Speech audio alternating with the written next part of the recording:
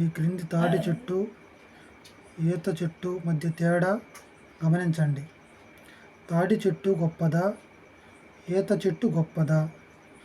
భగవంతుడు పెట్టిన ఆజ్ఞ ప్రకారం కళ్ళు గీసేవాడు ఈ రెండు చెట్లను ఈ విధంగా అడిగాడు.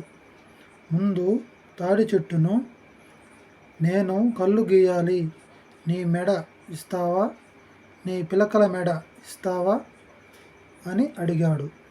అప్పుడు తాడి చెట్టు నా పిలకల మెడకు గీసుకో అన్నది.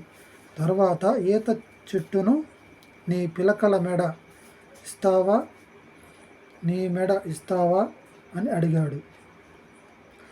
ఈత చెట్టు నా మెడకి గీసుకో అన్నది. మనుషులం మనం మన పిల్లల ప్రాణాలు కాపాడడం కోసం మన ప్రాణాలను ప్రాణంగా పెట్టి కాపాడుకుంటాం. అదేవిధంగా ఇక్కడ ఈత చెట్టు తన పిలకలను కాపాడుకుంది. అంటే ఇక్కడ ఈత చెట్టే గొప్పది. Please subscribe.